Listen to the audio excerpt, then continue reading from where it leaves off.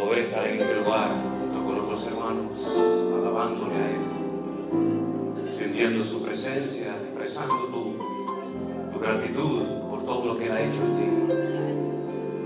Dentro de pocos días se cumplirán 3 años de aquella pandemia, de aquel histórico e inolvidable 14 de marzo del 2020, cuando en todas las naciones de la tierra se decidió meternos a todos en nuestros hogares. Y allí fue donde el Señor trató con muchas vidas, con muchas personas que no vivían una vida consagrada, una vida comprometida, personas que decían que no tenían tiempo para leer la Biblia y estudiarla. Fue en aquellos días cuando el Señor nos dio una oportunidad histórica. Y fue en aquellos días donde me venía constantemente a la mente estas palabras de nuestro Señor: anda, pueblo mío, y entra en tus aposentos. Cierren tras de sí sus puertas. Escóndanse un poco, por un momento, en tanto que pasa la indignación. Porque aquí yo salgo de mi lugar para castigar a los moradores de la tierra por su maldad contra mí. Y la tierra se cubrirá de sangre y de muertos. Estas palabras golpearon nuestros corazones en aquellos días de una forma tremenda, porque sabíamos que Dios estaba sacudiendo a las naciones de la tierra. Pero también sabíamos desde el primer momento que era un tiempo de trato para la iglesia del Señor. Un tiempo en el que Dios probaría nuestra fe, un tiempo en el que muchos volverían a reconciliarse con Él y empezarían una vida nueva. Por eso el Señor decía ya en su palabra: escóndanse un tiempo, cierren las puertas, entre tanto que yo paso por las naciones de la tierra. Y el Señor obraba fuera y dentro. Y miles de personas en aquellos días se acercaron a nuestro Dios por primera vez en su vida y le conocieron y le entregaron sus vidas a nuestro Dios, al Rey de Reyes y al Señor de los Señores, al cual le queremos hoy dar toda la gloria y toda la honra. Aleluya. Gracias, Jesús. Gracias, Jesús.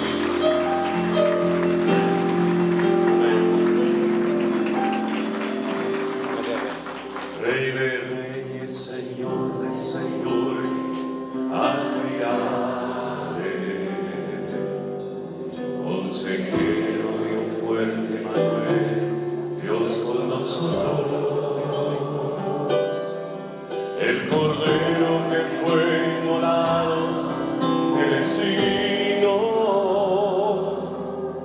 de tomar el poder, las riquezas, la sabiduría,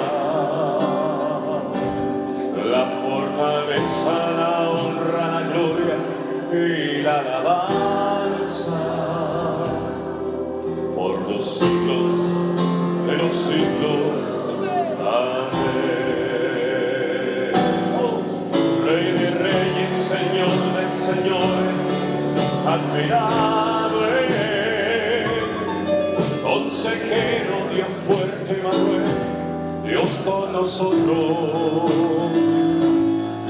el Cordero que fue inmolado, el signo de tomar el poder, las riquezas, la sabiduría, la fortaleza, la honra, la gloria y la alabanza de los siglos. Amén. Canten al Señor ustedes. Rey de reyes. Quito. Sí, Señor. Consejero. Dios con nosotros. El Cordero que fue inmolado. Aleluya. De tomar el poder, las riquezas. Aleluya, vamos todos. Fortaleza.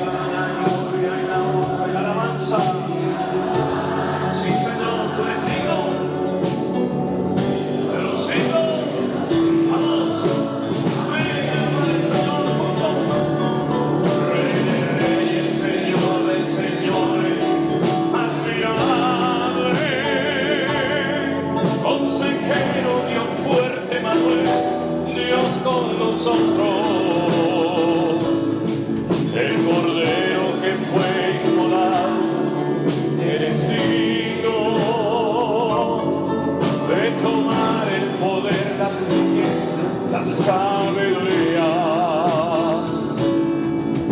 Dale sana honra, la gloria y la alabanza por los siglos de los siglos. Amén. Por los siglos de los siglos. Amén. Por los siglos de los siglos. Amén.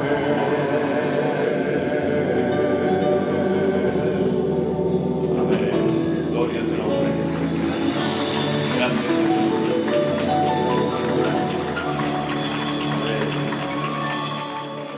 Quiero darle saludos de parte de Elena, mi esposa con la cual hablaba esta mañana. Ella está en Madrid con mis hijas y con mi yerno y con mi nieto, porque han ido a un concierto cristiano y van a estar allí el fin de semana en Madrid. Llegaron ayer, van a estar hoy en ese concierto y mañana ya vuelven otra vez a casa, a Tenerife, para el culto a la tarde. Y ella me decía cómo me gustaría poder estar con mis hermanos en esta mañana, en esta reunión, pero debido a una situación que pasó con nuestra hija Miriam, que tiene que comenzar justamente, miren por dónde me acabo de dar cuenta ahora mismo, el día 14 de marzo. El día 14 de marzo del 2020 fue cuando el gobierno en España, por lo menos, dictaminó el confinamiento, el estado de emergencia, de alarma, y el 14 de marzo, 3 años después, mi hija Miriam comienza un tratamiento para su enfermedad que se llama esclerosis múltiple. Así es que las vueltas que da la vida, ¿verdad? ¿Quién nos diría en aquellos momentos lo que iba a suceder 3 años después? Pero hemos visto su gloria durante todos estos años. Hemos quedado realmente sorprendidos y seguimos estando sorprendidos por la cantidad de personas que en muchas naciones de la tierra en aquellos días entraban en contacto con nosotros a través de correos, a través de mensajes, de llamadas, y no dejamos de sorprendernos cuando viajamos por algunos de los lugares donde nos invitan o donde hay hermanos que se quieren juntar, como por ejemplo aquí en San Francisco. Recién hemos estado en Las Vegas y también ya veníamos anteriormente de Miami. No nos dejamos de sorprender de ver hermanos que conducen horas y horas y días incluso, y hermanos que vienen en avión haciendo un esfuerzo tremendo para estar en estas reuniones, y la verdad es que les agradezco de todo corazón el esfuerzo que muchos de ustedes han hecho para poder estar en esta mañana en este sitio. De verdad que el Señor les bendiga. También mando saludos, hablé con él esta mañana, nuestro copastor de la iglesia en Tenerife, Anderson, que espero que algún día pueda venir por aquí, por estas tierras, y también lo puedan conocer a él y él pueda también ministrar. Él manda saludos. Anoche tuvieron una vigilia de oración en una de nuestras iglesias allí en Canarias y estuvieron orando por esta reunión en esta mañana. Él manda muchos saludos y gracias al Señor por su vida también. Una de las cosas que quisiera decir, no lo he dicho en estos días, pero quiero decirlo en esta mañana. A mí no me importa que la gente reenvíe los devocionales, y cuando tengo tiempo, apenas tengo tiempo últimamente, a veces ni para comer. Ayer, ustedes saben que estaba aquí y no pude comer, era imposible comer. Me venía a la mente ese versículo que decía que Jesús y los discípulos no tenían tiempo ni para comer, ¿verdad? Y ayer no comí aquí porque eran todos saludos y fotos y estas cosas que a ustedes les gusta tanto, ¿no? Entonces, a mí no tanto, pero bueno, no me queda otro remedio, ¿no? Entonces, no me importa eso, que reenvíen mensajes, que reenvíen lo del pastor online, los cultos. Lo que no me gusta, en absoluto, son los oportunistas. Son las personas que, con mi nombre, con el nombre de nuestro ministerio, Centro Evangélico Vida Nueva, con mi cara, abran páginas en Facebook o en YouTube o donde sea, y después incluso se dediquen a pedir dinero en mi nombre. Ustedes saben que yo no pido dinero ni nada a nadie. No pido nada. Me quedo muy sorprendido cuando hay hermanos que vienen y te dan un regalito, te dan un sobre o lo que sea, porque yo sinceramente yo no pido nada, ni aprovecho estas oportunidades que tal vez otro las podría aprovechar. Pero yo no pido dinero jamás, ni aquí en presencia de ustedes, ni a través de las redes sociales. Entonces, si en algún momento ven mi fotografía o ven una página ahí en Facebook o un canal en YouTube donde hay alguien que, José Manuel Sierra, Centro Evangélico Vida Nueva, y ahí hay predicaciones, le cambian el fondo, a veces ponen unos fondos horribles. Si por lo menos pusieran unos fondos, ¿cómo se llama? Fondos, ¿cómo lo llaman? Unas carátulas bonitas, pero es que a veces, hermanos, ponen carátulas o fondos que dan miedo, parecen el anticristo, y ahí me ponen en medio, ¿no? El Armagedón. Y yo digo, sí, ni gusto tienen, son hasta vulgares en la forma de presentar su ministerio o como se llame. Entonces, si alguien quiere reenviar los cultos y tal, yo no tengo ningún problema, no es mi palabra, es la palabra del Señor. Y que la palabra corre y sea glorificada y mucha gente sea interesado por el Señor a través de lo que ustedes reenvían, amigos, parientes, conocidos, etc. Pero ya digo, no me gustan los oportunistas, no me gusta que utilicen mi nombre, mi cara, mi ministerio, nuestro ministerio, para lucrarse o para hacerse conocidos o para hacerse famosos. Si ponga su nombre, no ponga el mío, no usurpe una identidad. A lo mejor a usted le hubiera gustado ser José Manuel Sierra, yo qué sé, si tiene ese complejo de inferioridad, pues hermano, Dios lo bendiga, pero no usen mi nombre, nuestros nombres, mi fotografía, para incluso pedir dinero para levantar un templo. Hace tiempo me mandó alguien y me dice, ¿van a construir un templo? Digo, ¿dónde? No, usted está pidiendo dinero para levantar una iglesia. Yo no estoy pidiendo dinero a nadie. Otra vez alguien pedía dinero para los niños pobrecitos de África, porque habían oído que nosotros trabajamos con niños pobres en África, en Kenia. Entonces, tengan cuidado con esas cosas. No, bueno, usted con su dinero puede hacer lo que le dé la gana, a ver si me entiende, como si lo quiere mandar al Papa de Roma. A mí me da igual. A mí me da igual lo que usted haga con su vida y con su dinero. Pero tengan cuidado porque hay gente sin escrúpulos. ¿Se puede decir aquí la palabra sinvergüenzas? Bueno, ya la dije. Ya la dije. No, es que a veces una palabra normal para nosotros es terrible para otros, ¿no? Y hay hermanas que me dicen, usan una palabra, dicen, no, nosotros decimos, yo lo eché, le dije que se fuera, pero algunos de ustedes utilizan una palabra para que una persona se vaya. No diga eso, por favor, no diga. Eso para nosotros es terrible. Esa palabra jamás en mi vida me atrevería yo a decirla, porque para nosotros los españoles es una palabra muy, muy fuerte, terrible. No le voy a explicar lo que es, porque hasta me da vergüenza decirlo, ¿no? Y entonces uno tiene que tener a veces cuidado, porque dices una cosa y lo dices tan normal y te escriben, pastor, y estiran así la palabra, pastor, lo que usted dijo. Por ejemplo, nosotros, y perdonen, nosotros en España utilizamos una palabra para cuando hay un desorden, cuando hay un caos, ¿no? Por ejemplo, imagínense, yo entro aquí y todo está tirado, todo está desordenado, es un relajo esto, ¿no? Y nosotros decimos, esto es un desmadre. Un desmadre, es un despelote, como dicen los argentinos, es un caos, un balagán, como se dice en hebreo, ¿sí? Y entonces me escribían y me decían, pastor, ¿qué ha dicho? Digo, un desmadre. No, pastor, igual. En fin, ustedes ven los correos bonitos, pero los feos me lo mandan a mí por privado. Y ahí me llaman de todo, ¿no? Bueno, hermanos queridos, dicho esto, a mí me gusta siempre cuando tenemos un tipo de estos encuentros o actividades, en uno de los mensajes, hablar de los acontecimientos finales, ¿sí? Es un tema que a mí me apasiona, llevo muchos años estudiando las profecías bíblicas, y yo creo que en esta mañana, viendo el hambre que hay de parte de ustedes hacia la palabra del Señor, yo creo que sería bueno que reflexionáramos un poquito acerca de los acontecimientos finales. ¿Les parece? Cierre sus ojos un instante, por favor, y vamos a orar y pedir la bendición de Dios para esta palabra que hoy el Señor quiere compartir con todos y con cada uno de nosotros. Padre, te doy muchísimas gracias por este privilegio tan maravilloso que nos estás dando de poder estar aquí esta mañana juntos con tantos hermanos y también con hermanos que ahora mismo nos están siguiendo también por las redes, por Facebook, por Zoom, por los cuales también oramos, Señor, y pedimos que tu palabra caiga en buena tierra, en corazones sedientos y preparados y dispuestos para aprender más y más de ti, Señor. Dirige esta reunión, esta exposición de tu palabra, y que seamos gratificados por traer una palabra a nuestras vidas en esta mañana. En el nombre bendito de Jesús. Amén. Y amén. Gloria al Señor. Espero que no se me caiga agua. No, esperen.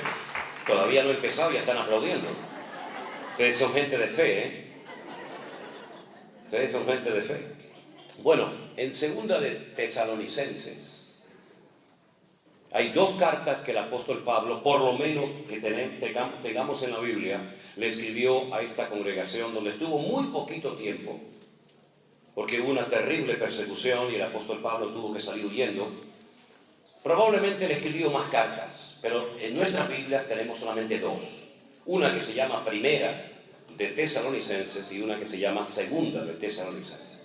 En el capítulo 2, verso 1, la palabra del Señor dice así: con respecto a la venida de nuestro Señor Jesucristo y nuestra reunión con Él, os rogamos, hermanos, que no os dejéis mover fácilmente de vuestro modo de pensar, ni os conturbéis, ni por espíritu, ni por palabra, ni por carta, como si fuera nuestra, en el sentido de que el día del Señor está cerca. Nadie os engañe en ninguna manera, porque no vendrá sin que antes venga la apostasía y se manifieste el hombre de pecado y el hijo de perdición, el cual se opone y se levanta contra todo lo que se llama Dios o es objeto de culto, tanto que se sienta en el templo de Dios como Dios, haciéndose pasar por Dios. Verso 5.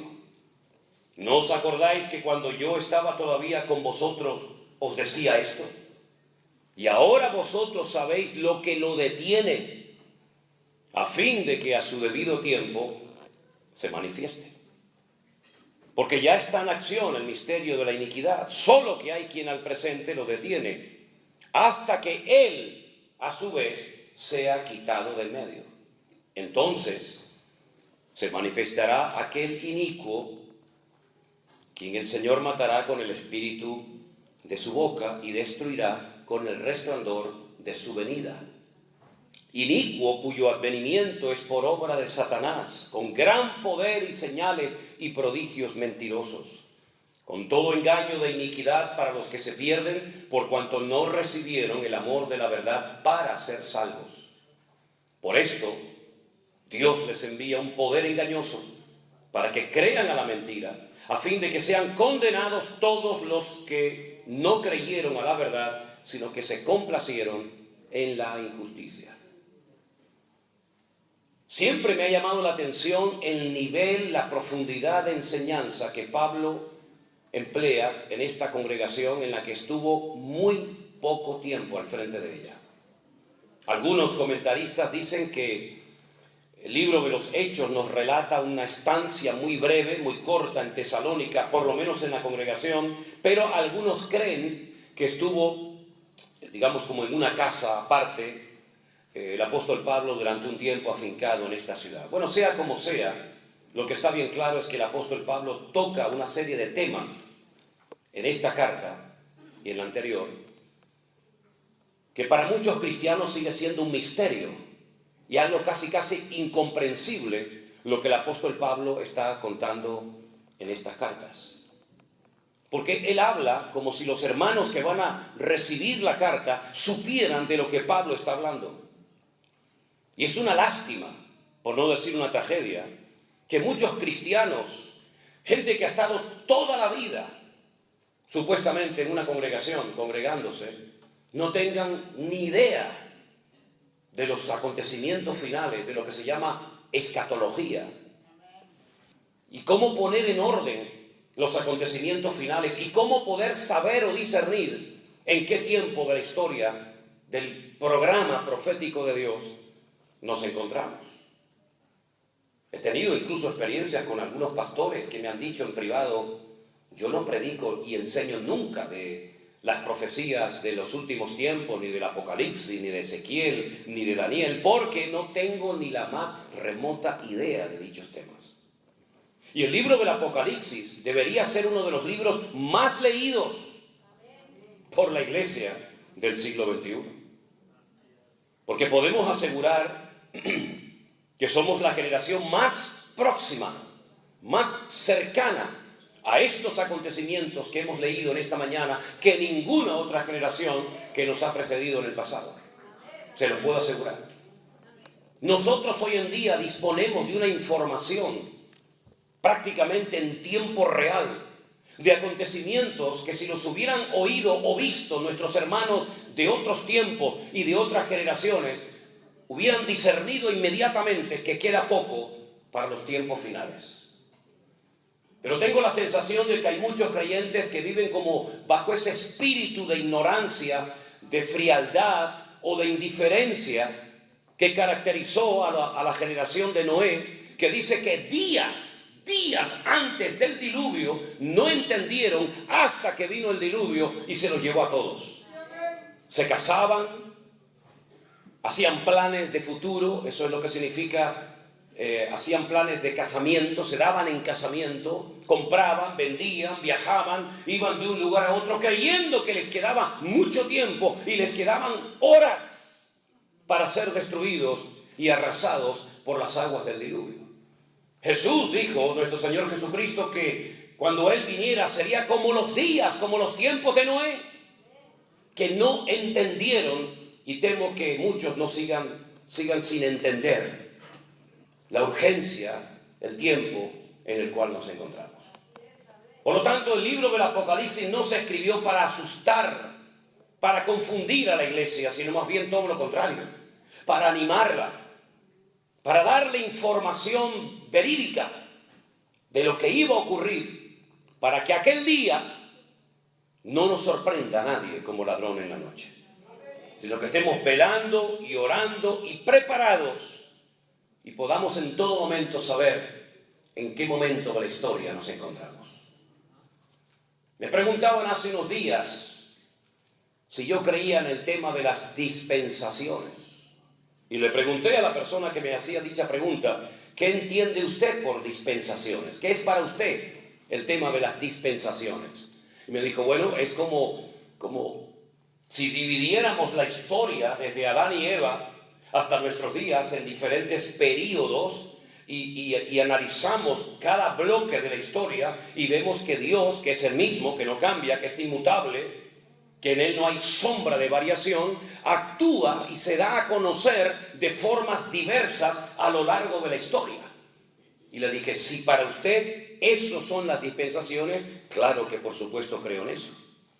Porque si vemos cómo Dios trataba con Adán y Eva antes de la caída, es completamente diferente a cómo Dios trató durante un periodo en el que no había conexión directa con Dios, ni siquiera sacrificios, ni siquiera un texto de la Biblia, pero Dios seguía tratando con el hombre. Y vemos cómo Dios trató con el pueblo de Israel a través de lo que llamamos nosotros la ley o el Pentateuco. Y vemos cómo Dios trató a través de los jueces. Y vemos cómo el Señor se dio a conocer en la monarquía que empezó con el rey Saúl, ¿verdad? Y así vemos cómo Dios ha ido manifestando y ha ido revelando progresivamente su proyecto eterno para la humanidad y las naciones. Y uno tiene que saber en qué tiempo de la historia se encuentra para saber cuáles son y cuáles no son las señales que a nosotros nos corresponderá ver y experimentar. ¿Se acuerdan que el Señor Jesucristo dijo en cierta ocasión, mi generación, la generación en la que Él vivió y lo conocieron a Él, es una generación perversa y maligna, que siempre está pidiendo señales, pero ustedes no verán ninguna otra señal más que la señal del profeta Jonás? Y Él explica en qué consiste la señal del profeta Jonás. Él dice, como estuvo Jonás en el vientre del gran pez 3 días y 3 noches, Así estará el Hijo del Hombre 3 días y 3 noches en el vientre de la tierra, hasta que Él sea levantado, y cuando Él sea levantado atraerá a los hombres hacia Él. Esa fue la señal fundamental que vieron las personas de la generación del Señor Jesús.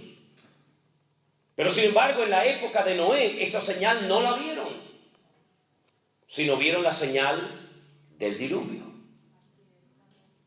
La generación que salió de Egipto no vio el diluvio, no experimentó la confusión en Babel, pero sí vio la señal tremenda que la recordarían y la seguirán recordando hasta el final de los tiempos, de que fueron una nación de esclavos en Egipto y por fin lograron salir victoriosos y libres de esa esclavitud que duró siglos, rumbo a la tierra prometida. Fue la señal que a ellos les tocó.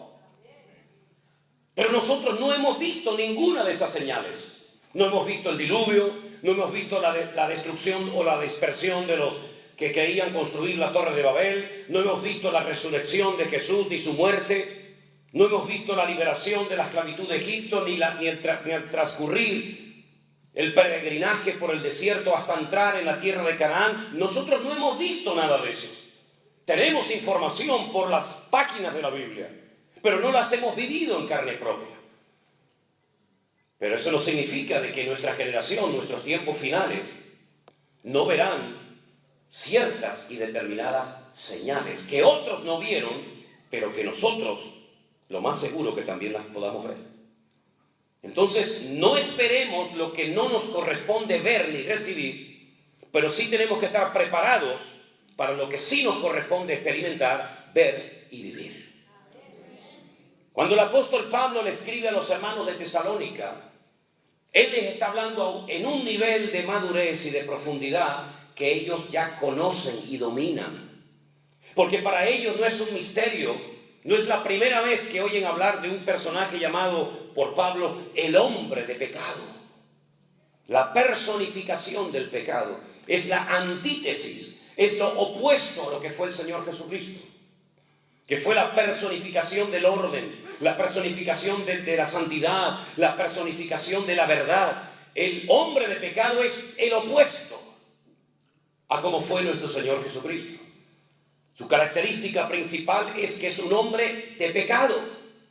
El pecado lo domina, el pecado lo controla, el pecado lo dirige, el pecado es la señal de identidad de este personaje político que se ha de levantar próximamente. El hombre de pecado, nadie lo llama así, solamente Pablo en la Biblia. Pero añade un adjetivo más, dice que es el hijo de perdición. No lleva a la gente a la verdad, lleva a la gente a la perdición, a la condenación eterna, a la mentira. Y así como la verdad te hace libre a través de Cristo, este hombre te lleva a la muerte por la esclavitud que produce la mentira en el corazón y en la vida de las personas que le siguen. Pero añade otro calificativo más, y es el que aparece en el versículo 9, que lo llama inicuo. La palabra inicuo, un sinónimo de inicuo, sería malvado, perverso, injusto. Fíjense, toda la información que estamos teniendo simplemente con 3 nombres: hombre de pecado, hijo de perdición e inicuo. Desde el primer libro de la Biblia hasta el último, los nombres son muy importantes. El nombre define lo que tienes delante. Por ejemplo, si yo digo Coca-Cola, todo el mundo sabe lo que es, cómo sabe, etcétera, etcétera, porque se han ganado un nombre a nivel mundial con una reputación o una fama con ese nombre. Cada uno de nosotros tenemos un nombre que nos diferencia de la persona que tenemos a nuestro lado. Incluso cuando uno va a la Biblia se encuentra que Dios recibe diferentes nombres o calificativos. Por ejemplo, esta mañana aquí se mencionó el nombre Adonai. Adonai es el nombre que se emplea solamente para hablar de Él, del Señor. Adonín sería mi Señor, Adoneno sería nuestro Señor, y así sucesivamente. Pero si le quiero hablar a un Señor nunca lo voy a llamar Adonai, lo voy a llamar Baal. Baal, sí, Baal significa Señor. Por eso dice la Biblia que Sara le llamaba a su marido mi Señor, Baalí. Atá Baalí, tú eres mi marido. Y vemos en la Biblia que el primer nombre que nos da la Biblia como dato informativo acerca de ese Dios creador es un nombre en plural, que es el nombre Elohim. Bereshit bara Elohim et hashamayim bet haaretz. En el principio creó Elohim. La traducción literal sería dioses, porque todo lo que termina en in es el plural masculino en hebreo. Pero es que es un término polivalente que no solamente hace referencia a Dios, a la pluralidad de Dios, sino también se emplea, por ejemplo, cuando vamos a los 10 mandamientos. Dice, Lo yisher leja Elohim al panay. No tendrás dioses, Elohim, delante de tu cara, delante de tu rostro, para postrarte ante ellos y adorarlos. Es decir, que en Génesis 1:1 aparece el nombre Elohim para hablar del Dios vivo y verdadero, y en Éxodo 20, los 10 mandamientos, dice, no tendrás Elohim, no tendrás dioses. Y hay un salmo que dice que Dios está en la reunión de los Elohim, en la reunión de los dioses. Y algunos malinterpretan el texto diciendo, hay un politeísmo, así como en la mitología griega o romana, que había un montón de dioses. No, es que a los jueces, por sus funciones de impartir justicia, se supone, se les llama también Elohim, porque tienen la capacidad de hacer algo que es intrínsecamente de Dios, que es impartir justicia. Luego es un término polivalente que se puede emplear para distintas personas en la Biblia o cosas. Así que tenemos por una parte Elohim, tenemos por una parte Dios, tenemos por otra parte Adonai, tenemos por otra parte Rafa, tenemos tantos nombres de Dios, es el mismo Dios, pero a través de cada uno de sus nombres podemos descubrir la esencia de Dios. Hasta que después de un tiempo, Moisés, cuando quiere volver a Egipto para sacar al pueblo de la esclavitud, le dice a Dios, allí hay un montón de dioses, hay un politeísmo tremendo, hasta el faraón es un mismo Dios, y lo adoran como el hijo del sol. Cuando yo vaya a Egipto, ¿quién me manda? ¿Qué Dios te ha capacitado? ¿Qué Dios te ha comisionado? Y entonces Dios le revela el nombre y le dice, diles a los hijos de Israel que el que te envía es el yo soy. Es una traducción, tratando de traducir una expresión que en castellano ni en ningún idioma del mundo tiene una traducción literal, porque el verbo liyot, que es el verbo ser o estar en hebreo, en tiempo presente no existe. Es como en inglés el verbo to be, ¿no? I am, you are, ¿no? En hebreo, el yo soy, el verbo to be, para que me entiendan, en presente no existe. Yo no puedo decir yo soy Manuel. ¿Cómo se diría entonces yo soy Manuel? Yo, Manuel. Como Tarzán, ¿no? Yo, Jane, tú, Jane, yo, Tarzán, ¿no? Sin verbo. Si te hablas sin verbo, así lo entendieron mejor, ¿no? Bueno, está bien. De eso se trata, de que entiendan. Pues cuando alguien te dice Aní y te dice su nombre, te está hablando en presente. Claro que se puede hablar en pasado, y existe el tiempo pasado. Y allá, o yo seré. Pero cuando te hablan sin el presente, es porque te está hablando en tiempo presente, porque no existe tiempo presente. Entonces, el Señor es mi pastor. En hebreo es Ani, Adonai Elohim, es decir, yo pastor, ¿vale? Entonces, cuando el Señor le dice a Moisés que te manda el yo soy, es una adaptación de una expresión que no se puede traducir literalmente, porque sería Ani, Yisher, Yeheye, yo seré el que seré, algo así muy extraño que en español o en cualquier idioma no resulta familiar esa expresión, ¿no? Pero también tenemos al Señor Jesucristo con muchos nombres en la Biblia. Lo tenemos como el admirable, el consejero, el Dios fuerte, el Padre eterno, el príncipe de paz, el alfa y la omega, el cordero de Dios, la raíz de David, ¿verdad? El león de la tribu de Judá, el cordero de Dios, etcétera, etcétera. Es la misma persona, pero un montón de calificativos para que sepamos lo que hace y lo que es. Y del Espíritu Santo exactamente igual. Tenemos Espíritu de verdad, Espíritu de gracia, Espíritu de adopción, Consolador, Espíritu Santo, Espíritu de adopción. Es el mismo Espíritu, pero según lo que hace, recibe un nombre para que lo conozcas y veas en la multiplicidad de nombres la variedad de ministerios, de funciones y de operaciones que puede hacer la figura del Espíritu Santo, ¿verdad?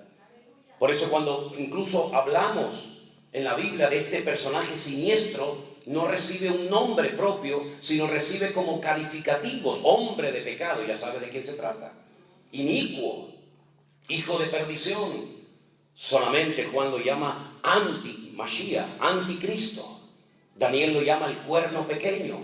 Y así hay diferentes nombres, ¿verdad?, que te identifican o te revelan la identidad de este personaje. Ahora, Hollywood se ha encargado de hacer películas que han distorsionado la verdad bíblica, donde hay un demonio, donde hay un Satanás que mantiene relaciones sexuales con una mujer y queda embarazada del anticristo. Y el anticristo como un hijo del diablo. Esas son películas, pero eso no es Biblia. La Biblia nos habla de que el anticristo es un hombre con padre y con madre, de carne y hueso, con su pasaporte, con su ID, con sus antepasados. Es una persona exactamente igual que cualquiera de nosotros.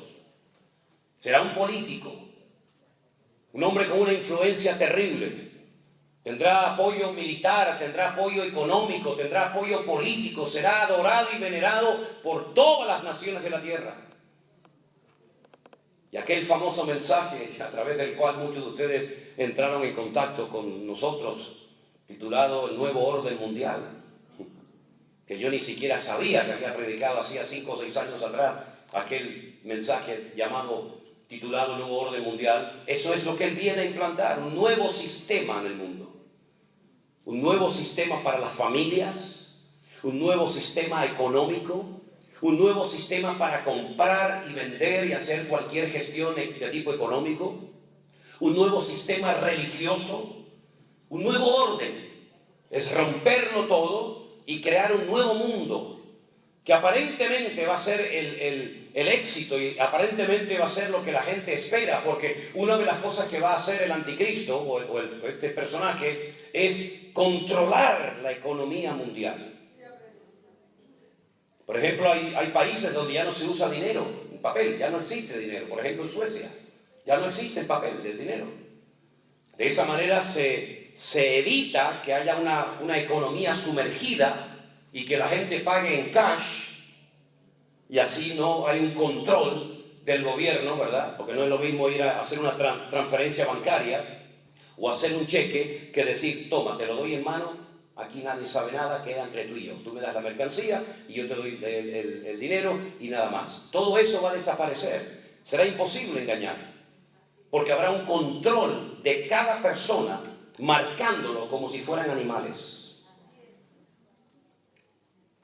Revelar esto hace 2000 años en el libro del Apocalipsis era algo impensable. Juan probablemente diría: pero ¿cómo se va a poder controlar a la población mundial? Se va a poder, de hecho ya estamos controlados. Si no, yo no quiero que pongan tantas cámaras en mi ciudad, pero querido, si ya con el teléfono que tienes en la mano te están escuchando todo lo que dices y saben todo lo que ves, y cuando lo ves, lo saben perfectamente.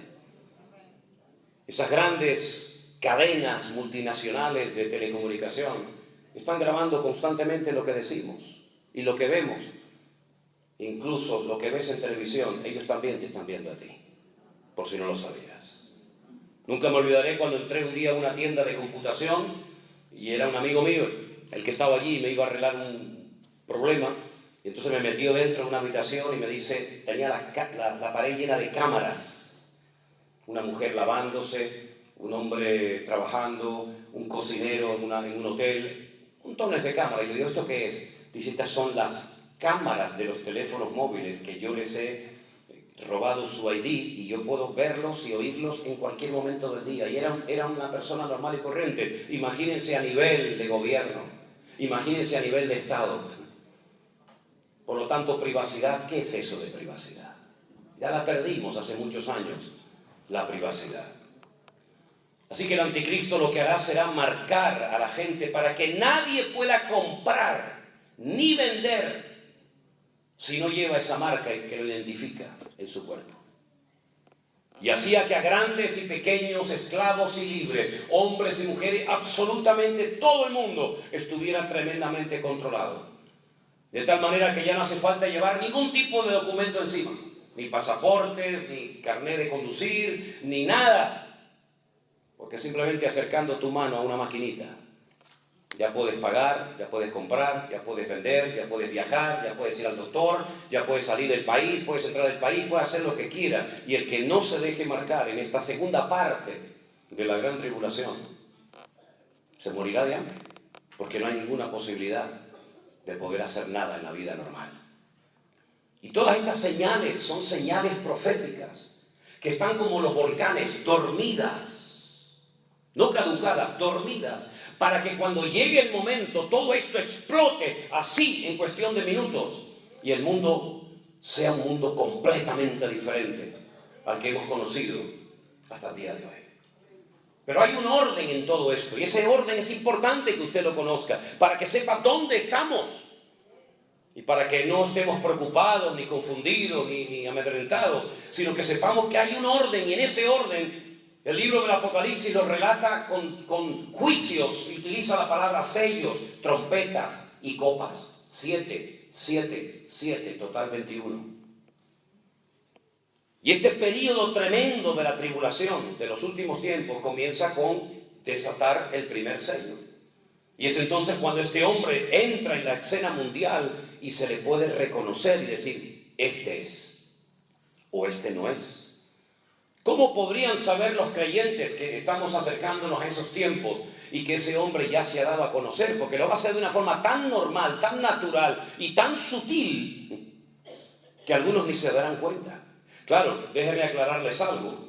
A mí me educaron en la escuela bíblica donde estudié y a muchos cristianos que nosotros no vamos a ver nada de esto. Nada, ustedes preocúpense porque el Señor va a hacer así, como una aspiradora, y va a sacar de la tierra a su iglesia y la iglesia no va a ver nada de esto. ¿Me lo puede demostrar con la Biblia? Porque yo puedo decir lo que quiera. Pero si usted no me lo puede demostrar con la Biblia, yo no tengo por qué decir amén a su palabra. Esa idea de que la iglesia no iba a estar en ningún momento de lo que llamamos la tribulación de los últimos tiempos, la inventó un cura. Un cura, no fue un pastor, no fue un reverendo, fue un cura en un monasterio que estudiando por su cuenta, él dijo, la iglesia católica, la verdadera iglesia para ellos, no estará en ese periodo terrible de la historia. Y él fue el que lo dijo por primera vez. Tendrá ahora mismo, póngale 150, 170 años como mucho. Pero durante 2000 años los cristianos nunca creyeron en eso. Se preparaban para los últimos tiempos. Porque el Señor había dicho, todo el que quiera vivir piadosamente sufrirá persecución. ¿Cómo vivían los hermanos nuestros en Europa en la Edad Media? Preparándose para ser perseguidos. ¿Cómo vivían los cristianos en España, en Alemania, en Suiza, en Inglaterra, en aquellos siglos? Preparándose para que en cualquier momento pudieran morir decapitados, quemados, torturados, etcétera, etcétera. ¿Cómo vivieron nuestros hermanos de los primeros siglos? Preparándose para ser mártires en cualquier momento. Es más, Pablo les decía que ellos se habían sentenciado a muerte. No nos vamos a llevar una sorpresa, ni la mano a la cabeza cuando vengan y nos digan tú, a la hoguera, a morir crucificados, sino que ya ellos se habían condenado a muerte y sabemos que un día te va a tocar a ti, hermano, y otro día a ti, y otro día a mí, pero tarde o temprano todos vamos a morir. Ellos lo sabían perfectamente. Incluso había hermanos, según Hebreos, la carta a los Hebreos, que cuando los agarraban y pedían un rescate, como estos que secuestran gente, ¿no? Y dice, pague tanto en 24 horas si no le matamos. Ellos decían, no me paguen el rescate. Pero hermanos, si no pagamos el rescate, lo matan. Es que si no, no voy a recibir recompensa de mártir. Así que no me paguen el rescate. Porque así tendré mejor recompensa en la presencia de Dios. ¡Wow! Madre mía. Increíble, todo lo opuesto a lo que nosotros hacemos hoy en día, que oramos para no tener problemas, y si los tenemos oramos para que se vayan, porque parece que son cosas que el diablo nos manda a nuestras vidas, ¿verdad? Así que la gran tribulación es un período donde va a entrar este personaje en acción y se va a levantar del antiguo imperio romano. El antiguo imperio romano abarcaba toda Europa, desde Portugal, Finisterre, que se llama así, lo que ellos consideraban el fin de la tierra en España, todo lo que es Europa, todo el Oriente Medio y todo el norte de África. Por eso en la figura que vio Nabucodonosor, vio una estatua con 2 piernas, porque representa diferentes lugares con 10 cuernos y una cabeza. Y los cuernos en la Biblia siempre son naciones y las cabezas son imperios. Eso es así siempre. Y es interesante notar que de ese antiguo territorio romano se levanta este personaje terrible. Y ya en Bélgica, en el corazón de Europa, está una sede de gobierno para todo un continente. Ustedes no viven esa experiencia, porque ustedes están aquí como ajenos de todo esto.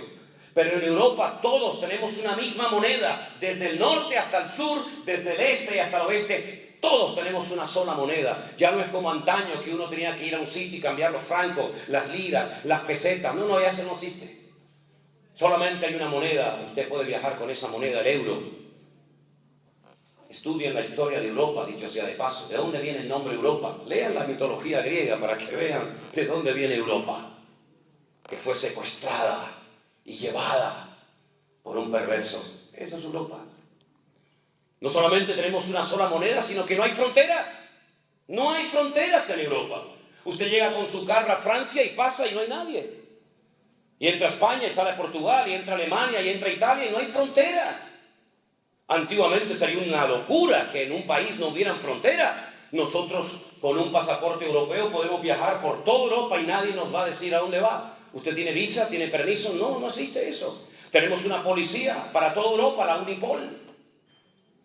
Tenemos un gobierno central en Bruselas, lo llaman la bestia. Yo estaba allí en el Parlamento Europeo y allí se dan leyes y órdenes para toda Europa. Y hay un gobierno central. Por lo tanto, mis queridos hermanos, lo que antaño era impensable, que un continente como Europa, que se enfrentaron en 2 terribles guerras, en la Primera y en la Segunda Guerra Mundial, donde unos peleaban contra otros y eran enemigos, hoy se sientan en la mesa y comen juntos. Y es algo impensable hace años atrás, que Europa, que se estaban matando y peleando el uno al otro, hoy en día sean amigos. Y hacen comercio y transacciones comerciales, y viajan los camioneros, y viajan los políticos de un lugar a otro como si fueran a su propia casa.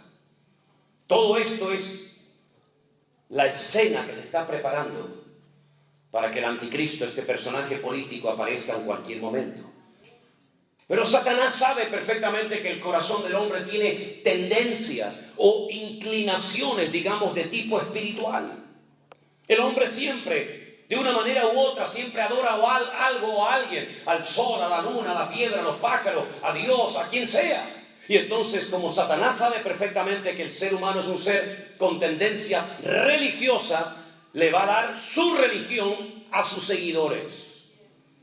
Y la Biblia dice dónde va a estar la sede, la cabeza de esta religión mundial. Y dice, estará en la ciudad que reina sobre todos los reyes de la tierra. Uy, qué dato tan interesante, ¿eh?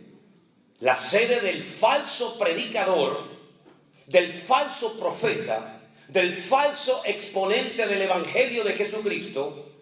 La cabeza, la sede central, estará en la ciudad que gobierna sobre todos los reyes de la tierra. Ahora, no hay que interpretar eso en el siglo XXI. Hay que ponerse en el siglo I, cuando Juan recibió esa información, esa revelación. ¿Cuál era la ciudad que en aquel momento reinaba sobre todas las naciones de la tierra? Subrayo entre paréntesis. La geografía bíblica excluye a Norteamérica, a Centroamérica y a Sudamérica. La geografía bíblica es muy pequeña, ¿verdad? Por eso, cuando hablamos de reyes sobre toda la tierra, estamos hablando de la tierra, de la geografía bíblica, y no, por ejemplo, de este país. Porque este país va a entrar en una decadencia. Ya entró en una decadencia moral y espiritual terrible. Y esto le ha abierto la puerta al enemigo para terminar destruyendo naciones tan hermosas, tan ricas, como por ejemplo Cuba, Venezuela, Argentina, Ecuador, México, Perú, etcétera, etcétera. Naciones ricas, naciones hermosas, naciones que tienen de todo y que han entrado en una decadencia moral y espiritual terrible. Porque dice la Biblia que cuando el anticristo aparezca, él va a ofrecer algo que no va a haber en ese momento en el mundo, y es paz y seguridad.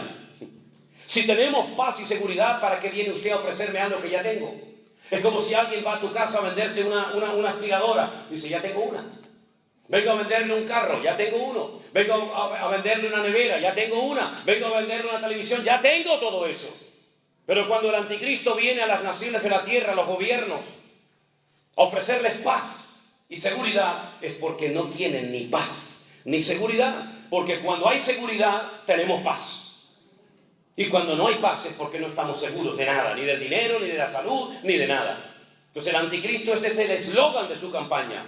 Vengo a ofrecerles lo que vuestros políticos inútiles han sido capaces de ofrecerles a ustedes durante generaciones y generaciones.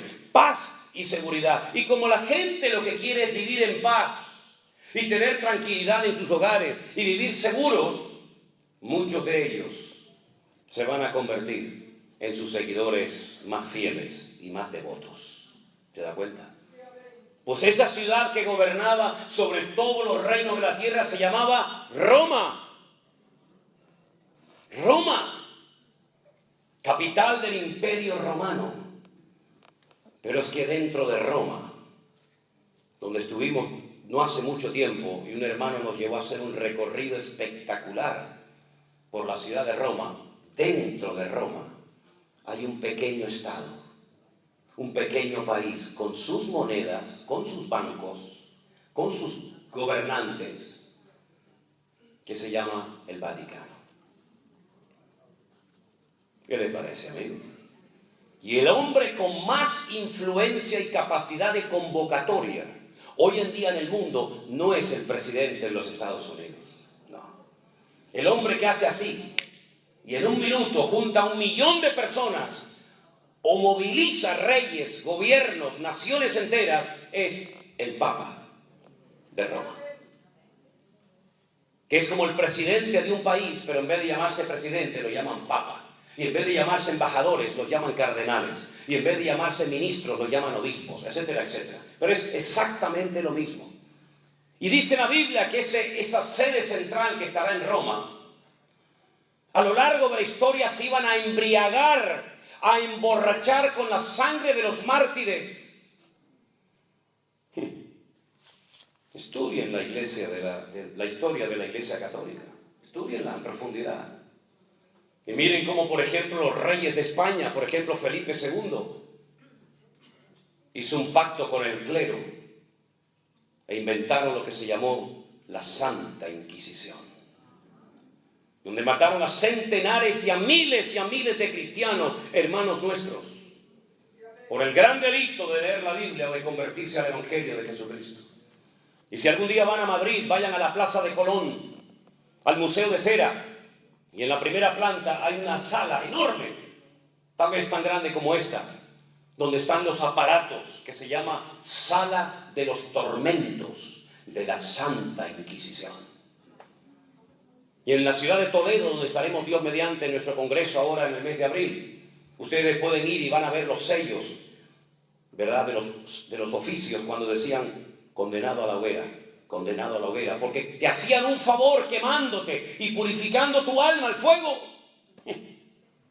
Y no solamente la Santa Inquisición existió en España, sino que vinieron también a México, y vinieron también a Perú y a otras naciones, persiguiendo a judíos y persiguiendo a los protestantes, como nos llamaban en aquella época, porque en aquella época protestábamos, hoy en día nos acomodamos. En aquella época abríamos la boca, hoy en día nos callamos, para que nadie sepa que soy cristiano en mi trabajo y me expulsen. Y así como los musulmanes hoy en día se paran en cualquier plaza pública o restaurante o donde sea y ponen su alfombra y rezan mirando a la Meca, dándole las espaldas a Jerusalén. Los cristianos ya dejaron de traer las Biblias a los cultos y las llevan en el teléfono escondidas para que nadie sepa que eres cristiano. ¿Qué te parece? Esos somos los hijos del Altísimo, los representantes del Señor, que nos da vergüenza ir por la calle con la Santa Biblia y le damos la vuelta en el ascensor para que crean que llevamos un libro, una agenda. La iglesia necesita una sacudida urgente, hermanos. Hay algunos que viven no sé dónde, pero están ajenos a esta realidad de que las cosas van a cambiar, y de hecho están cambiando. Miren lo que le están enseñando a nuestros hijos, a nuestros nietos en las escuelas, en las universidades. Es increíble. Donde ya ni siquiera puedes levantar la voz porque te echan del trabajo, te echan del canal de televisión, te denuncian. Días antes de venir aquí a Estados Unidos, el gobierno español, que son todos una partida de inútiles, óiganlo bien, no si me están grabando ahí en la cámara, sois unos inútiles, hijos del diablo, instrumentos del diablo sois, todos vosotros. Aprobaron una ley que un niño de 12 años se puede cambiar de sexo y de nombre sin pedirle permiso a sus padres. Algún día tendréis que rendir cuentas por lo que estáis haciendo, destruyendo a la familia de nuestro país. Y uno puede mirar a todas partes y te das cuenta que hoy en día ni siquiera puedes abrir la boca. Porque se dice, no voy a mandar a mi hijo a esa escuela o a esa universidad para que le enseñen esos disparates. Pues la policía te viene y te lleva detenido porque no llevas al niño a la escuela.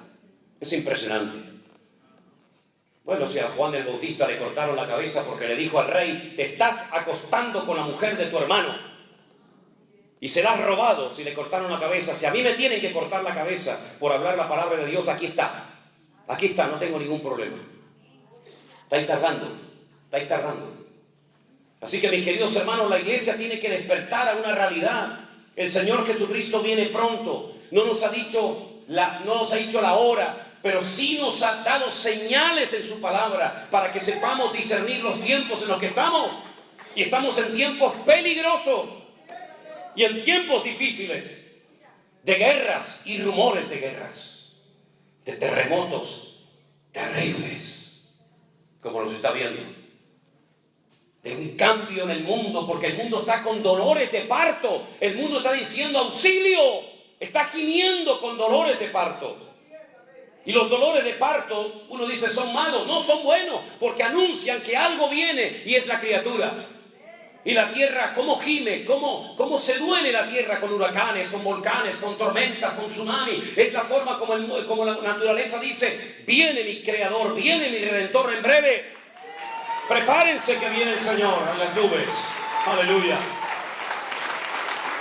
Y vemos hoy en día que donde antes no llovía, ahora llueve a cántaros. Y donde antes nevaba, ahora hay calor. Y donde antes había calor, ahora hay frío. Y ya las estaciones se han vuelto locas. Los árboles comienzan a florecer antes de tiempo porque creen que ya viene la primavera y disciernen y entienden que ya viene el calor y resulta que empiezan a sacar la flor y de repente les cae una nevada encima y los destruye a todos. El mundo está patas arriba, se ha vuelto loco, lo malo es bueno, lo bueno es malo, lo dulce es salado, lo salado... Y así el mundo se ha vuelto loco y es una evidencia de que el mundo se está rebelando en contra de las injusticias y de la corrupción y en contra de todas las barbaridades que el hombre está haciendo. Pero algunos no se dan cuenta, solamente sueñan en comprarse un gran carro. Pues cómprate el gran carro y no sé cuándo lo vas a disfrutar porque probablemente ni siquiera lo vas a poder utilizar. Dice la Biblia que llegará el tiempo cuando te casarás y otro se acostará con tu mujer antes que tú. Y la Biblia dice que algunos sembrarán el campo, pero no vas a ver la cosecha, la cosechará otro. Y algunos se olvidan de que Cristo viene pronto y que estamos en este mundo de paso. Iglesia, despierta. Iglesia, despierta por amor de Dios. Que Cristo viene pronto, que todo esto va a explotar en cualquier momento. Y la gente no se da cuenta de lo que está pasando. Pero dice la Biblia que este personaje será tan provocador, tan descarado, que va a llegar un día en el que en el templo de Dios, verso 4, se sentará en el templo de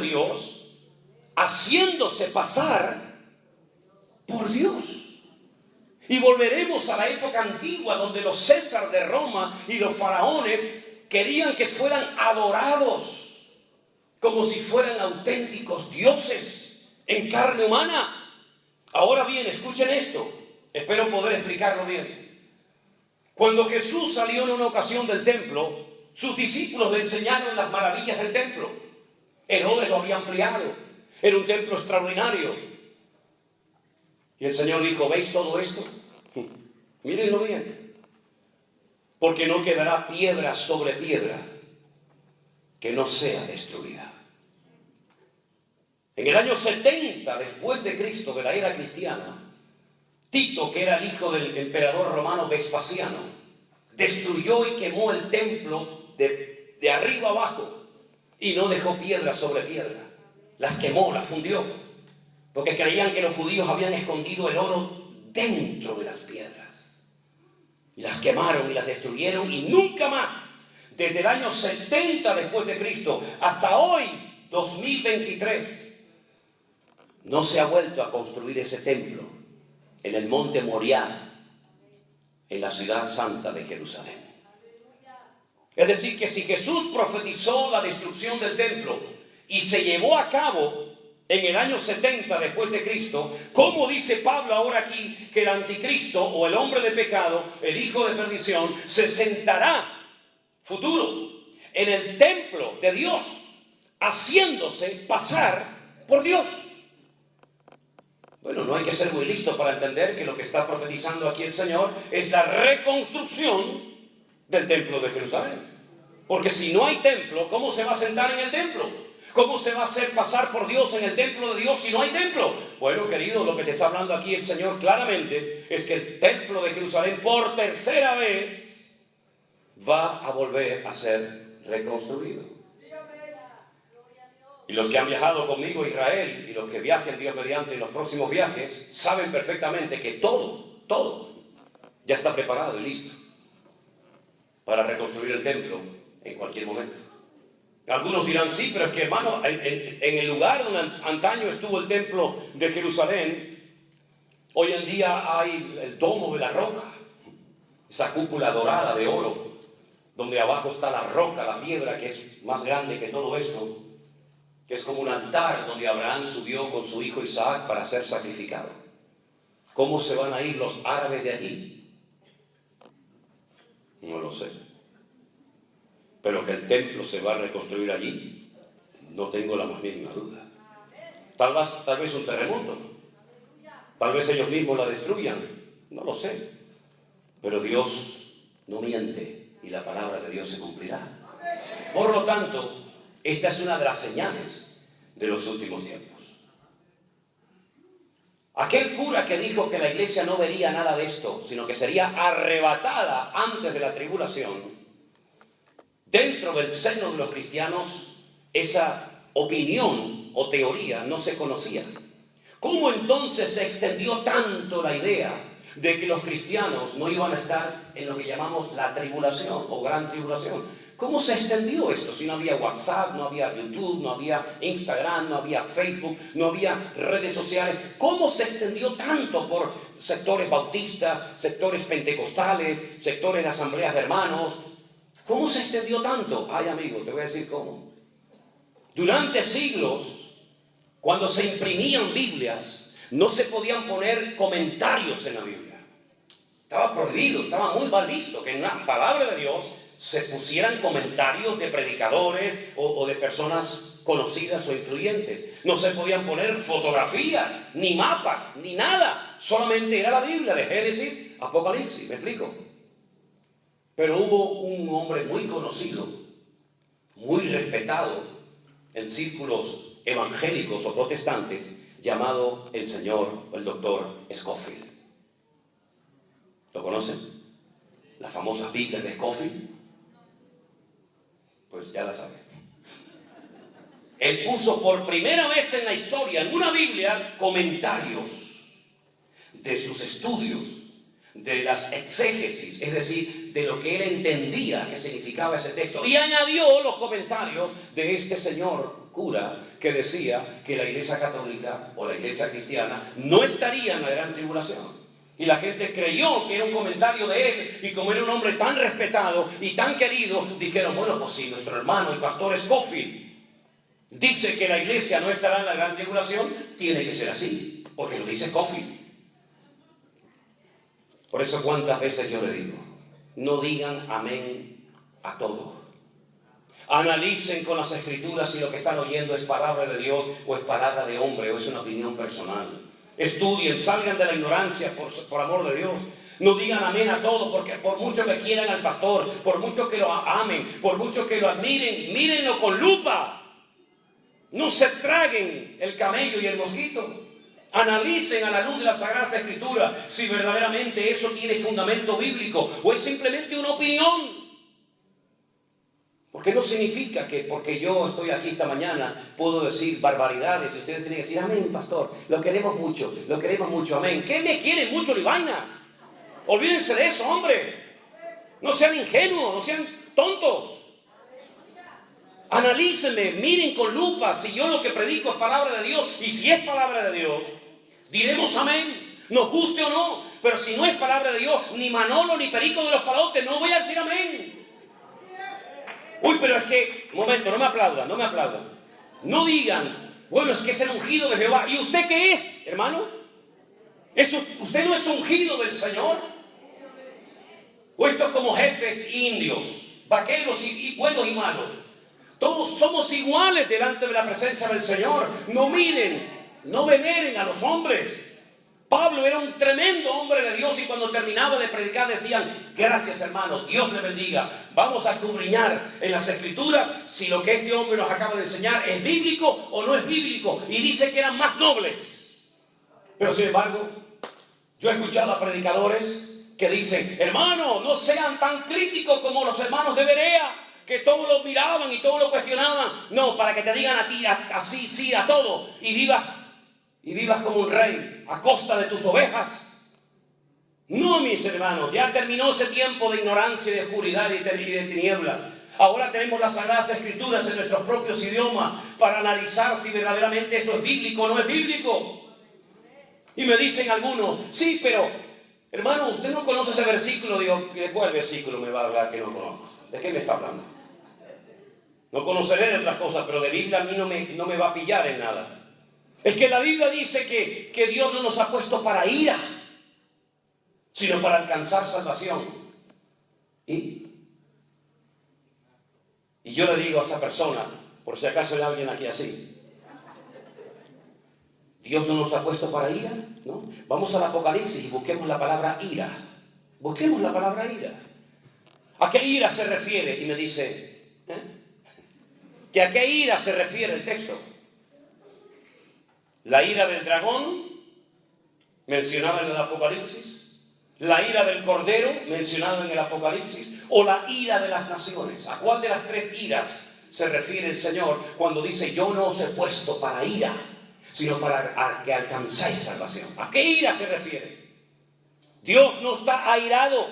Dios no está enojado contigo, porque tú eres real sacerdocio, tú eres nación santa, tú eres pueblo adquirido por Dios, lavado y comprado por la sangre de Jesucristo, para que anuncie las virtudes de aquel que te llamó de las tinieblas a su luz admirable. La ira de Dios no nos va a afectar. Dios no está enfadado con la iglesia. ¿Cuántos dicen amén? Dios no está enfadado con su pueblo. Puede ser que esté triste, puede ser que esté, pero enojado hasta el punto de querer machacarnos y destruirnos. En absoluto, mi hermano, en absoluto. Mi Padre no es así. Si vosotros, siendo malos, sabéis dar buenas dádivas a vuestros hijos, de tal manera que si tu hijo te pide pan, no le vas a dar una piedra, o si te pide un pescado, no le vas a dar un escorpión. Si vosotros, siendo malos, sabéis dar buenas dádivas a vuestros hijos, ¿cuánto más? ¿Cuánto más? Mi Padre Celestial os dará las cosas que ustedes necesiten. Estamos exentos de la ira del Cordero, de la ira de nuestro Dios. Pero ¿y de la ira del diablo? ¿Y de la ira de las naciones? ¿Saben cuántos hermanos nuestros en la fe están pagando con su vida y derramando su sangre por no querer claudicar y abandonar los caminos del Señor? ¿Saben cuántos hermanos han torturado y quemado en estas guerras en Siria, en Irán, Pakistán, etcétera, etcétera. ¿Saben cuántos hermanos nuestros están en este momento en campos de concentración? En Corea del Norte, en China, etcétera, etcétera. ¿Saben el precio terrible que están pagando entre algunas naciones de la tierra nuestros hermanos en Cristo? Qué lindo es estar en América. Oh, por fin el sueño americano. Oh, praise God. Praise God. Si te cogieran a ti, te llevaran ahora a Irán y te impidieran llevar una Biblia en la mano, ¿dirías praise God? ¿O dirías help me God? ¿Te das cuenta? La ira de las naciones es terrible contra la iglesia. Hay naciones donde por llevar una Biblia en la mano te cortan la mano, la cabeza. Hay lugares donde el enemigo se ha levantado con una furia contra la iglesia tremenda. Claro que el Señor no está irado conmigo, pero las naciones nos odian. El diablo nos odia, hermanos. Así como nuestro Dios nos ama, el diablo te odia, no quiere verte feliz, no quiere verte unido con tu familia, no quiere verte prosperado, no soporta verte bien, porque el ser más amargado y frustrado de la historia de la humanidad se llama Satanás.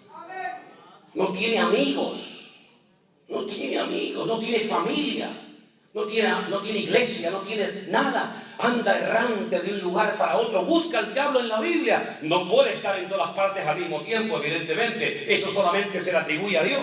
Lo ves en el jardín de Edén, lo ves en el desierto, lo ves en la casa de Job, lo ves por aquí, porque está errante, amargado y frustrado. Todo le ha salido mal, todo.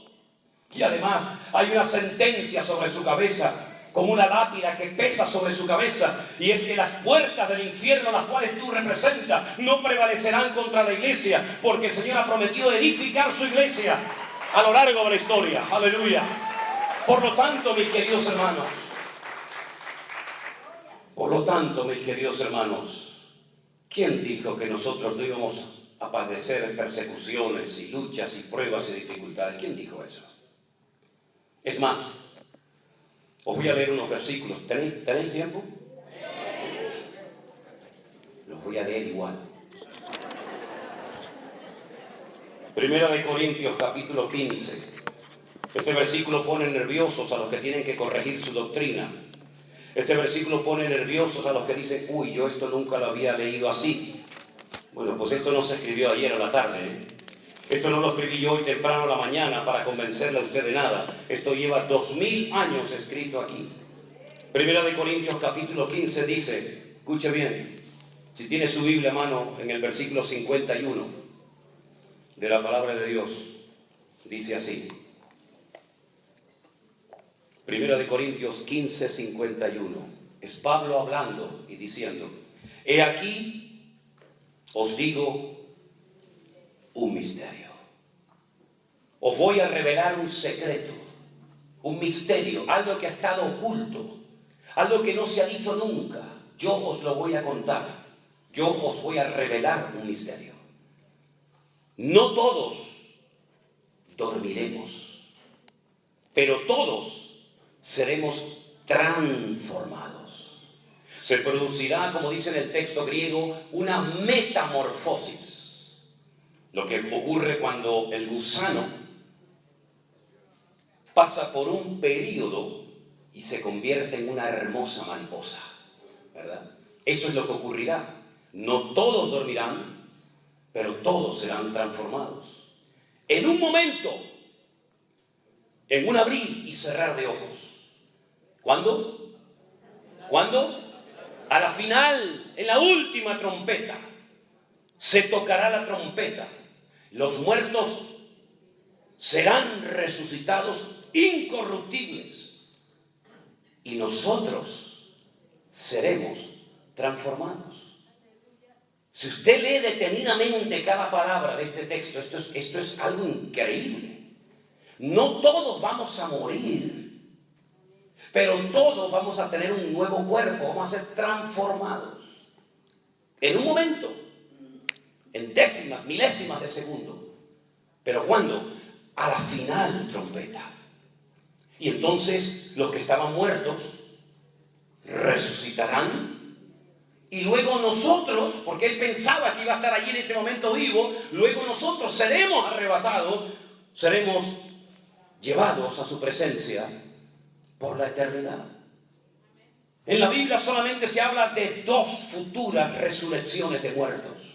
Una para vida y una para muerte. La de muerte es la de todos los inconversos a lo largo de la historia. Al final de los tiempos, cuando se abran los libros y el que no se haya inscrito en el libro de la vida será arrojado vivo al lago de fuego y azufre por la eternidad. Esa es la muerte segunda. Como alguien dijo, el que nació una vez muere dos veces. El que nació dos veces muere solamente una vez. Ahí queda grabado para que después lo analicen y digan, no entendí nada. No se preocupe, hay que seguir avanzando, hay que seguir. Pablo dice, no todos dormiremos, no todo el mundo va a morir. ¿Saben que ese es el anhelo de mi corazón? Que no me entierren, que no muera, sino que cuando venga mi Señor me lleve con Él en vida. ¿Y a cuánto les gustaría eso? Amén, a todos, ¿ah que sí? Todos quieren ir al cielo, pero nadie se quiere morir. Todos se quieren ir vivos. Bueno, hay algunos que se irán vivos, porque no murieron, porque el Señor vino y se los llevó en vida. Por eso dice, no todos dormiremos. ¿Y qué es dormir en la Biblia? Es morir, ¿verdad? Como cuando el Señor se lo dijo a Lázaro, a sus discípulos. Por consiguiente, aquí hay una información tremenda.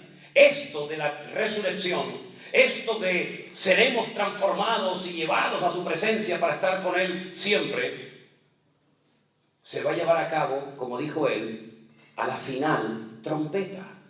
Si usted comienza a leer el libro del Apocalipsis, que es muy interesante y está en orden cronológico, usted va a encontrar capítulo 1, aparición del Señor Jesucristo en la isla de Patmos a su siervo Juan.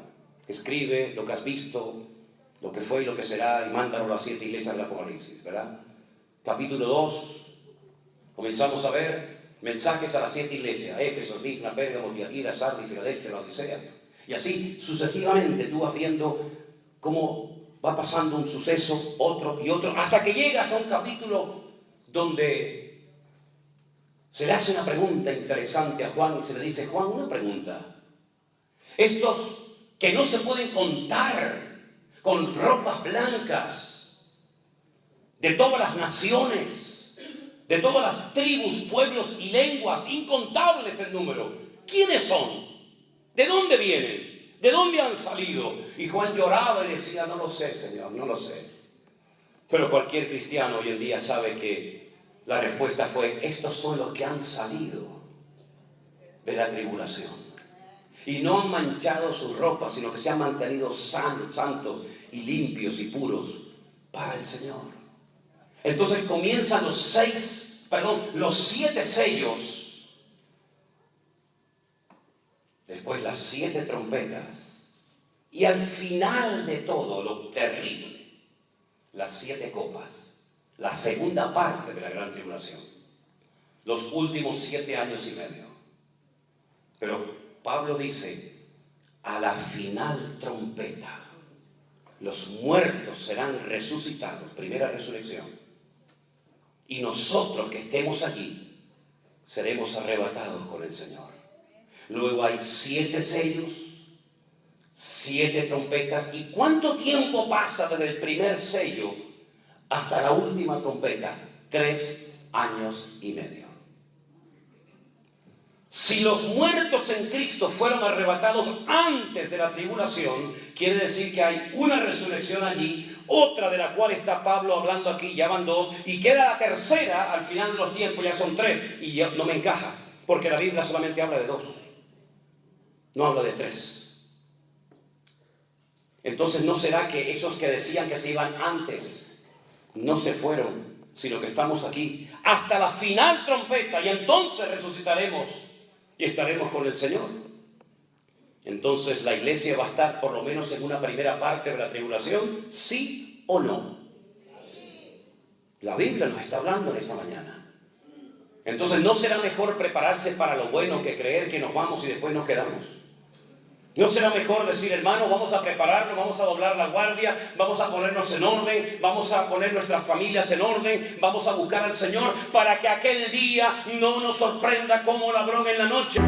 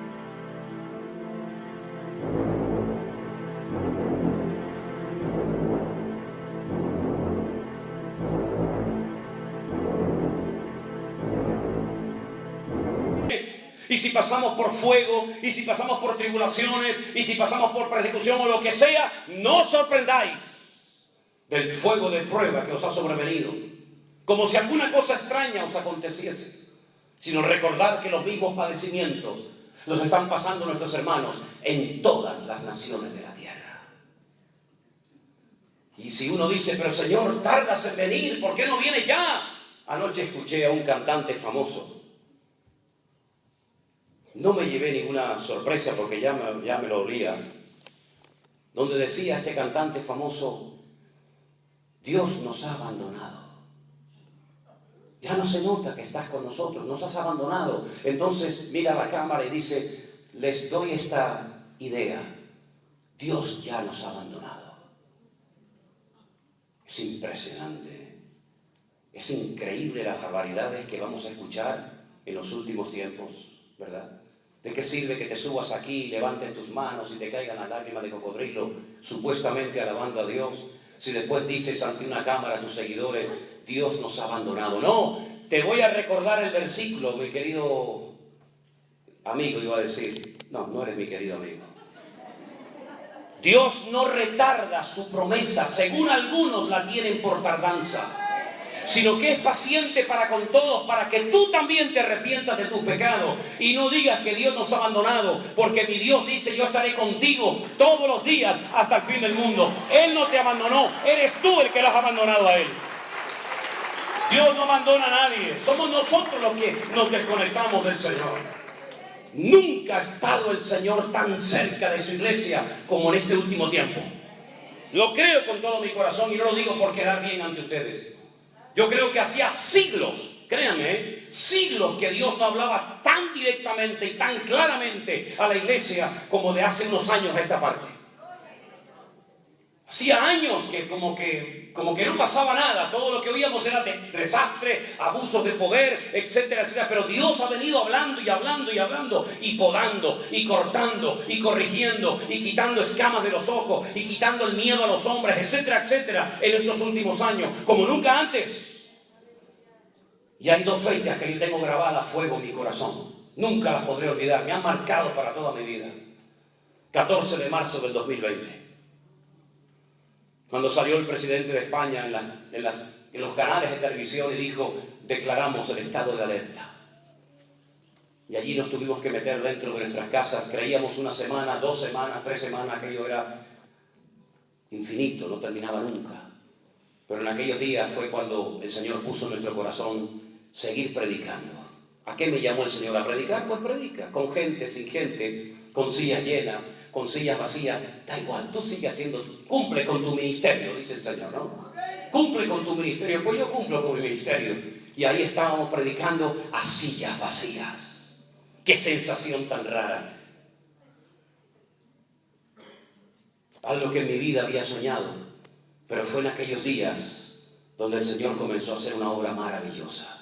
Una onda, una ola expansiva de su poder, recorriendo su palabra todas las naciones de la tierra hasta llegar hasta nuestros días.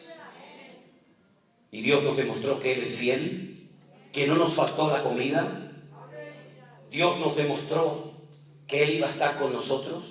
Y aunque tuvimos que estar encerrados, como decía el Señor en su palabra, pueblo mío, entra en tu aposento, cierra la puerta un poquito, hasta que yo pase con mi indignación por las naciones de la tierra y la tierra se llene de sangre y de muertos.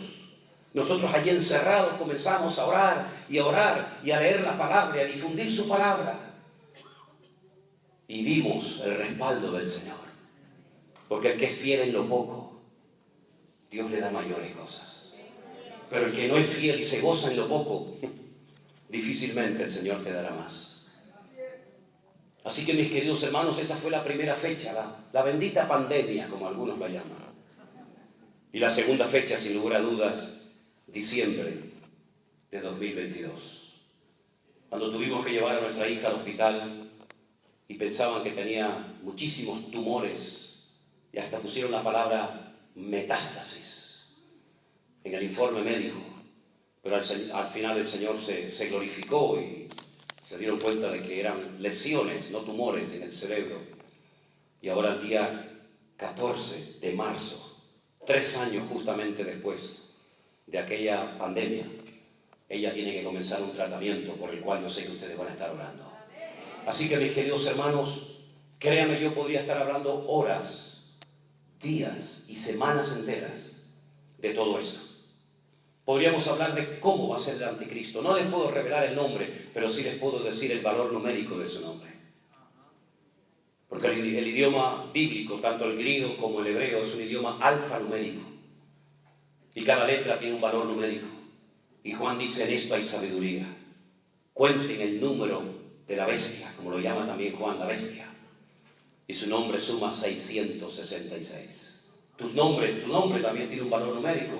El de todos los seres humanos tiene un valor numérico, pero el de él suma 666. No que sea una cifra maldita, sino simplemente es el valor numérico de una serie de letras que cuando se suman nos da ese resultado. Y podríamos hablar horas acerca de este personaje, dónde se va a mover, dónde va a morir, cómo va a morir, dónde lo van a enterrar. Y podríamos hablar y explicar eso de que del Dios de sus padres no hará caso, sino que se hará y adorará al Dios de las fortalezas. Y en arameo, es un texto que está escrito en arameo, en el que dice de Alá, Maozim. Curioso, ¿verdad? Y podríamos hablar de lo que significa y del amor de las mujeres no hará caso. No le llamarán la atención las mujeres. Ay, amigo. Nosotros entendemos lo que es eso, ¿verdad? Todo se está preparando para que sea normal lo anormal. Y para que sea bueno lo malo, ¿verdad? Y podríamos hablar horas del falso profeta, lo que va a hacer, cómo lo va a hacer. Pero lo importante de todo esto es que estemos preparados para que cuando el Señor venga, nos encuentre ocupados en su reino y en su obra. Miren, y le digo más, para no entrar en polémicas ni en discusiones, porque ni tengo ganas ni tiempo. Si viene antes, durante o después, ya nos enteraremos. Pero lo importante es que el Señor viene pronto a buscar a su iglesia. Eso es lo más importante de todo. Denle ese fuerte aplauso al Señor en esta mañana, mi querido hermano y amigo. Dios le bendiga. Aleluya. Cierren sus ojos, por favor. Yo sé que ha sido mucho material y mucha información. Ahí queda grabada para que después ustedes lo puedan volver a ver y a compartir si lo desean. Pero ya digo, lo importante es que sepamos que nuestro amado y bendito Salvador viene a buscarnos para llevarnos con Él. Me voy pues a preparar lugar para vosotros y os tomaré a mí mismo para que donde yo estoy, vosotros también estéis conmigo. En la casa de mi Padre muchas moradas hay, si así no fuera yo os lo hubiera dicho, etcétera, etcétera. Señor, gracias por tu paciencia, gracias por tu palabra. Te rogamos, Señor, que esta palabra nos haya sacudido el alma para que podamos estar velando y orando, preparándonos, activos en tu reino, en tu obra.